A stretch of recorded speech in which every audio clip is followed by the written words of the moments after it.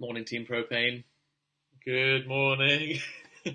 So we are 1 hour early because we're going to the James Smith event, and you guys have asked us some things. And I'm on a bed, Yeah, so I can bounce. we tried to make it look like we're not Bouncing, on a bouncing, bed bouncing. because of the connotations, but Johnny's just ruined the illusion.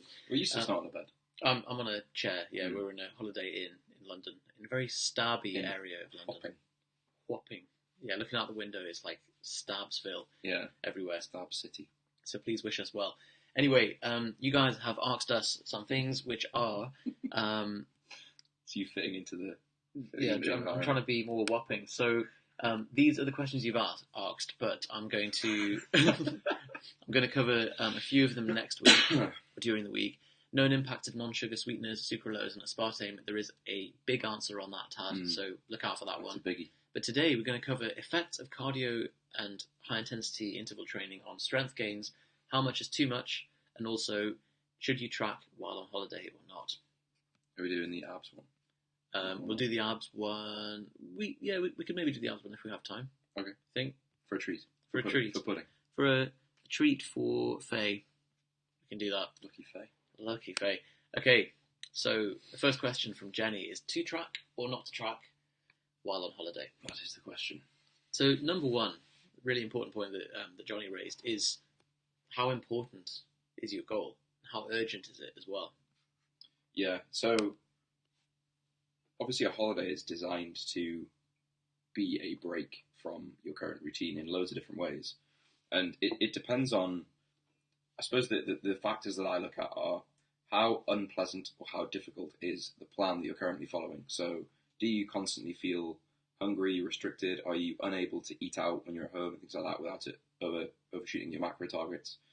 How urgent is the goal that you are shooting for? So if it's like your career, or if it's there's a date that it needs to be happening by, like a competition or a show, then that probably necessitates having to just diet as normal.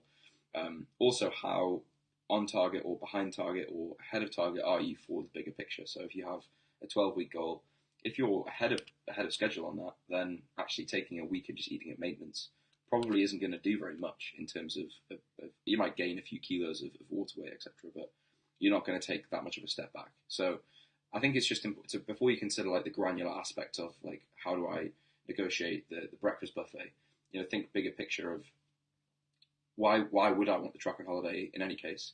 If I did track on holiday, would it ruin the holiday? Yes or no?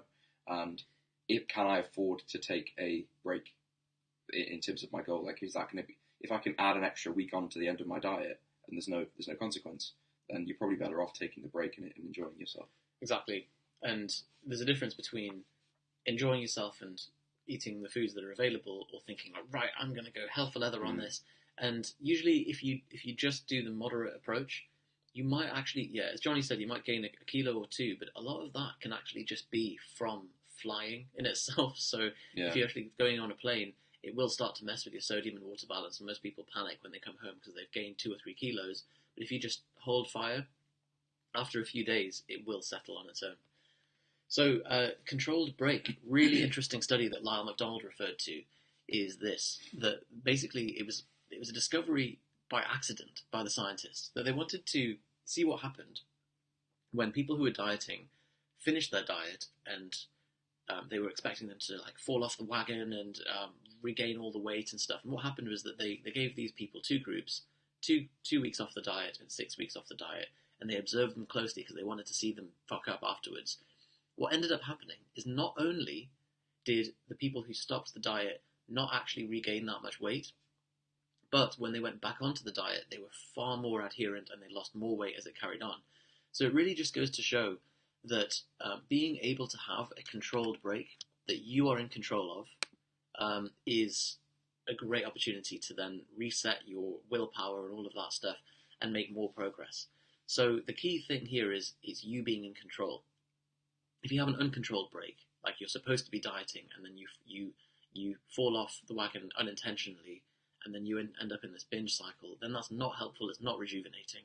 But if you are like, right, I'm going to have 2 weeks where I eat maintenance and it's completely under my control, you will recharge yourself and it's going to be beneficial. So you can use your holiday as the chance to do that.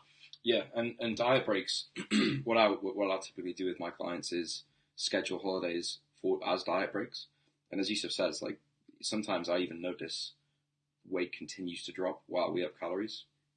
Like anyone's guess as to why that happens, but as long as it is a considered increase up to maintenance or sometimes slightly over maintenance, and you aren't just going from dieted state to eating everything in sight for a week and then coming back and feeling annoyed and then dropping your calories, etc., which is kind of the standard pattern. As long as you're approaching it in advance and thinking, I'm going to increase my calories by this amount, do my best to track, enjoy the holiday, come back, get back to the same calories as I was on before. So, assuming the above, assuming what we've said about having a controlled break, enjoying the holiday and all of that, if you really don't feel like you need a diet and you just want to keep things going, keep the progress moving while you're on holiday, a couple of strategies you can do. First thing is the calorie buffer. So this could simply be either a few days before the holiday, drop your intake a little bit so that you have some more wiggle room in the next few days, or create a calorie buffer within the day. And often if you are staying in a hotel and it's an all-inclusive breakfast or something, then someone's commented saying, "Oh dear, this is me getting a telling off." I can't see who it is. We'll have to check. On this app, the comments are anonymized, but yeah, whoever you are, we're telling you off. No, so the calorie buffer can be done within the day as well. So if you're in a hotel and it's got all-inclusive breakfast, but the breakfast, Larita, but the breakfast is a bit crap, then don't force yourself to eat it, especially if you're not the kind of person that's hungry in the mornings. Just skip the breakfast. Like, yes, it's all included. Yes, maybe you've paid for it, but is it going to really add that much value? Or would you rather save those calories and have them in the evening? Because that way you're going to enjoy them much more. So I really like hotel breakfasts. Like cold boiled eggs and... I think you're being a bit negative about it. We are in a Holiday Inn right now. Yeah, so like we didn't pay for breakfast here, but like if you're in a hotel abroad, sometimes it's a nice experience. So what I typically do is just don't eat lunch.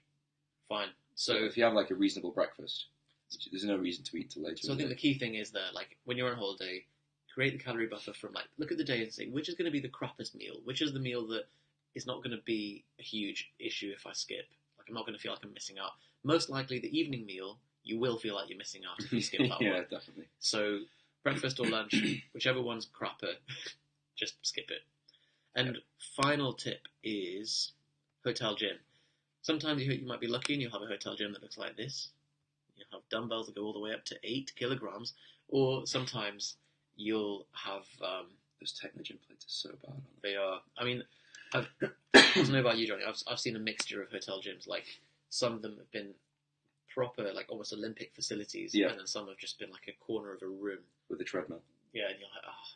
Sometimes the treadmills aren't even motorized, so you have to run on them. Yeah. Yeah. Also, I think the purpose of this is it's very, very unlikely. It depends on what program you're following, but it's very unlikely you'll be able to follow the program you currently have uninterrupted.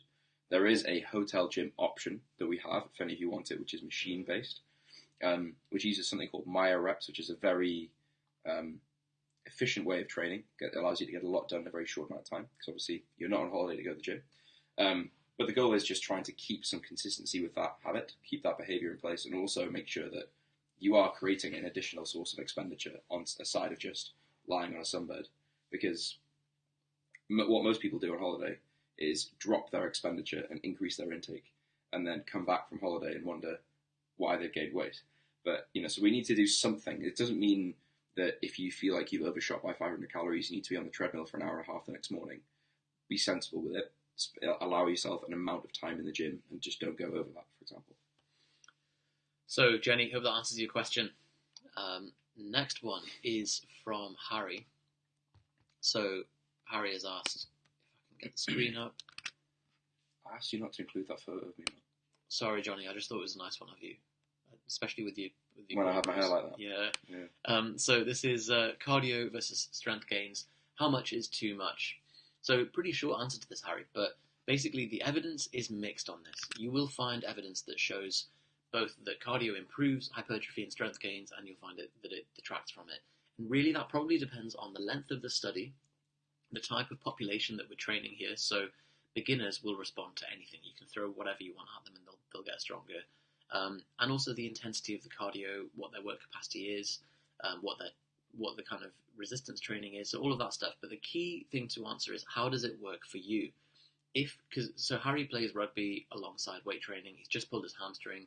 He's really running at the limits of his recovery capacity, and so it's most likely for you that adding in training volume that is not going to be helping with your strength gain at this level and at this amount of demand that you're placing on your body, it's probably more of a tug of war between strength and improving cardio. For others, it might not be the case. The other thing to consider is your work capacity. So if you're training in the gym, you're doing bodybuilding style work, and you're gassed all the time, you're constantly out of breath, then maybe your cardiovascular system is the limiting factor for you to be able to accumulate more volume. And as a result, accumulating more volume means you can get stronger and bigger and so on. So if that's the bottleneck for you, then yes, cardio will help to unload that bottleneck. So yes, it's useful if it's a limiting factor. But as Johnny pointed out, the best way to get better at something is to do that thing. So specificity is key in that regard. So if you're following the Propane Protocol programming, for example, that is designed to build up your work capacity using the specific exercises and then capitalize on that work capacity with higher loads, higher intensities. So, and that's typically just called accumulation, intensification, realization in standard programming language. But when we are lacking work capacity, in other words, if I told you to go and do sets of leg press, and the thing that is limiting you is like, I'm exhausted, I'm tired, there's almost a cardiovascular limitation there. Going and doing 30 minutes on the treadmill 3 times a week isn't necessarily going to be the thing that makes you better at leg press. Actually, we'd be better off targeting that in a way that is still tied to the outcome we're chasing. So, again, to zoom out to bigger context, I would say, why is it that you're wanting to add cardio?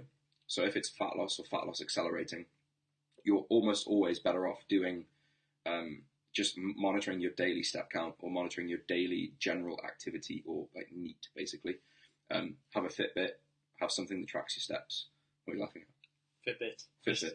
Another Yusuf's Fitbit plug. got It's on an affiliate scheme for them. Withings watch. It's lovely. It is lovely. So I got given that as a gift.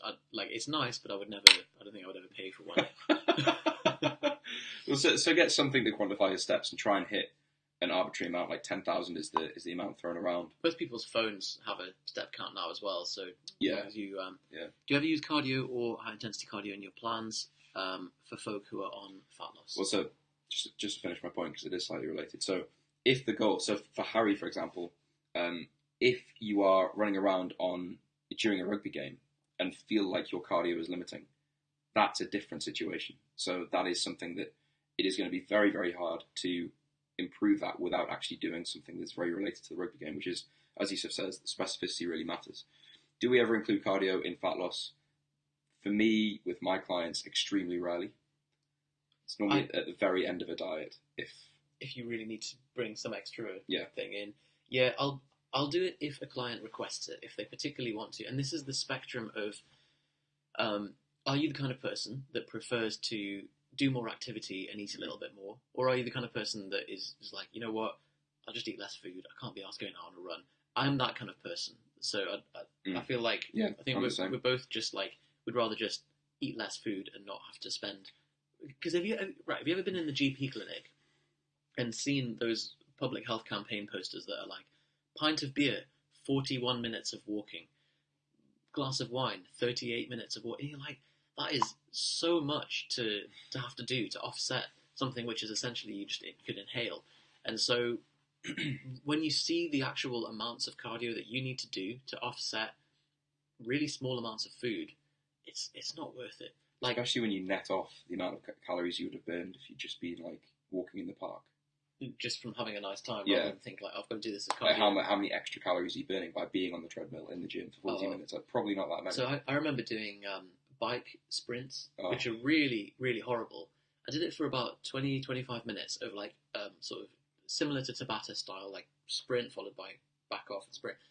And at the end of it, it was like, oh, you've burnt like the equivalent calories of like eating an egg. And I was like, this was a waste of time. So if we ever do, well, so personally, if I ever program cardio, it's low intensity stuff. So it's like walking on a treadmill or walking outside normally. But I'll normally prescribe a step count goal because that's more blended into someone's life. Like if you tell someone to enjoyable, be more active, for example, walk somewhere instead of drive, or take the standard, take the stairs instead of the lift, all that kind of stuff. Go for a walk at lunch, go for a walk in the evening. You don't feel like you're doing cardio. It feels more sustainable. That's the kind of thing you can do like with your mum or with your exactly, girlfriend. Exactly. So you're combining stuff, and you're still getting the cardiovascular benefits, the health benefits of cardio as well, which is not to be understated. Yeah, but high intensity training is almost identical to 3 sets of 10, or it's very, very similar to weight training, and so I don't see that necessarily as a broad classification as cardio, purely because it's incredibly stressful. People get DOMs from doing high intensity interval training. So the rule is, if that interferes with your training sessions, so if you go and burn the equivalent of an egg's calories on the bike, and then the following day can't complete your lower body session, like, which was a better decision? Like, you almost always, you're better off doing less, letting the diet do the work, get in, do the training that's required to retain your strength, retain your muscle, and then only if it's like a seesaw of, I have to get 100 calories a day off my intake somehow, would I rather do an extra 100 calories of activity or eat 100 calories less? The downside of doing the extra 100 calories of activity is it's on you to ensure that happens every single day or happens over the course of a week. And if you don't, then you're used to eating more, but you've not done the activity. And as you said about the food, the holiday thing where you drop your activity and increase your intake. Watch what happens. Yeah. So I think the key point there is when we silo our thinking into like, oh, well, this is weight training, and then this is cardio, and then this is walking. Actually, they all kind of are on a continuum. And weight training will get some cardiovascular benefits because it is activity followed by non-activity in a sprint-style format. Walking is very much cardio, but it doesn't feel like it. You can almost convince yourself that I'm going to walk to the shops. You can get your mind can get more on board with that than I'm going to go put some shorts on and go for a run, which is probably one of the most unpleasant forms of cardio. Starts unpleasant and just gets linearly more unpleasant. Go walk somewhere briskly for like 20 minutes and then stop and take your heart rate. And I guarantee it's elevated. Like, unless you're Mo Farah, I guarantee your heart rate is elevated. Mo Farah's still just at 40 the whole time. Even when he's doing like the Great North Run.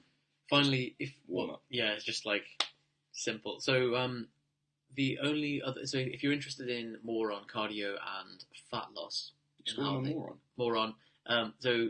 yeah, if you're interested in cardio and fat loss and how they interact specifically, I've got another video on that where we go more into the specifics of that.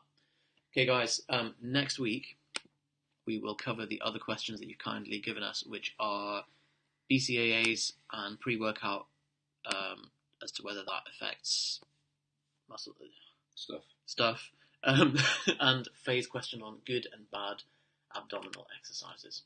Okay, speak to you all very soon. See ya.